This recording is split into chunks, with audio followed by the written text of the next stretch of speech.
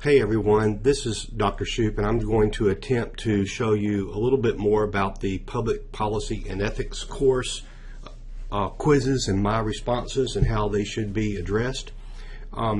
First of all, this is the home page, and there's the bar for the widgets, and of course there's the announcements and things like that. But I go to content first, and as you go to content, you'll see the various tables of content begin here, the water cooler, in the Module 1. On Module 1, this is the items that are due this Sunday night. And so I would click on here first, and this opens up to a screen of me getting ready to share with you the various scenarios here. And then this portion here called court cases with these 6 questions, they're only for your benefit to help you understand a case. You need to look at the parties and the other things that are addressed here and just answer those for your satisfaction. That way you'll have a better understanding of what is being addressed in these various cases. So these links here will take you quickly to them and the different cases, and you can look at those if you want to. Those are supposed to be hyperlinks.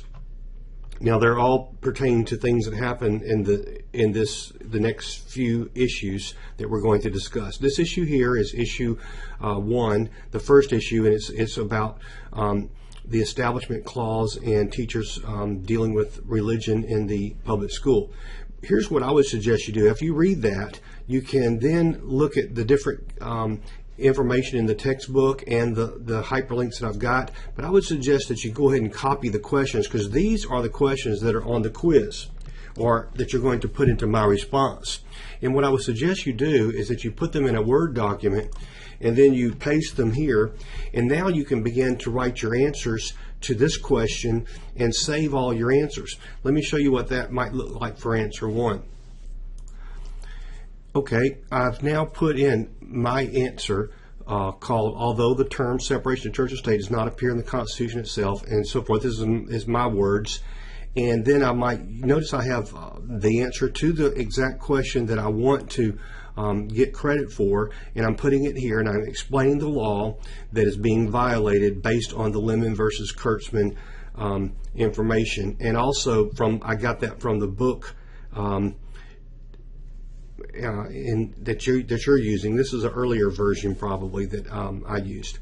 But anyway, now I've done that, and I might do the same thing for question 112 and 113 and 114. Now on 113 and 4, notice that I'm supposed to write a memo. So I need to write a memo with to, from, and the date, and then the paragraphs about what I'm saying to Mr. Abid. And then I'm writing a memo to the parents of the students in the class. And then on number 5, question 5, I'm going to be explaining what I would do to try to prevent these kind of things from happening before. What would I be talking to my teachers about in the faculty meeting, and maybe have a faculty meeting and discuss what the Lemon test is and how it applies to the classroom and why they need to abide by it, and to prevent anything from happening before. So now, once I've done that, then what I can do, and I save that document, I can take this portion right here called for the first question right here. I can actually go to MyResponses and click on MyResponses, and now I'm going to see up here at the top, you have to scroll up because sometimes it doesn't appear at the it shows up at the bottom for some reason until it loads. You have to kind of make it move. But then it says start quiz. So I want to start the quiz, and what I can do is I can start with the first one here, and I'm going to go here to my practice sheet where my Word document. I'm going to highlight all of this. I'm going to copy it, and then I'm going to place it right here in the box. And then I'm going to save it. And then I'm going to do the same thing for question 2 and question 3, question 4, and question 5, which you see the same questions here that I also showed you in the content. Make sure you save all of them. Once they're all saved, and you actually have to have something in there for it to save it, or it won't save it. So I'm just going to type in some crazy things just to be sure it saves. But it says save all the responses. Now I'm going to go to submit the quiz. I have one unanswered question. All right, so I'm going to go to question 4, and I forgot to type something in there, so I'm going to type in something there, and now I'm going to save all the responses again, and then I'll submit the quiz, and now it says I'm ready to submit the quiz. So I do want to submit it, and now I want to ask you again, do you really want to submit it? And so I've submitted it, and there it shows my answer in there now. Now it's waiting for me, the instructor, to grade it, and I will grade it, and so don't worry about what it says about what my score is, because I have to personally grade each one of them.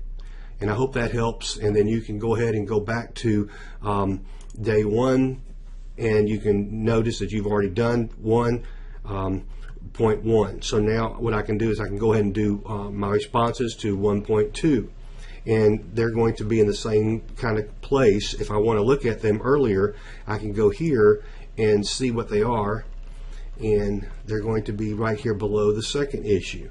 And here's the question. So I'm going to copy those questions, and I'm going to then put in my answer and work on it that way, the same way I did. I can start at the bottom here and begin to go ahead and just continue putting in my answers to what would happen here. Be sure your answers are complete, and there's a video that I created inside the first module that shares with you what I'm expecting in your answers, and how you need to document and support sources and put in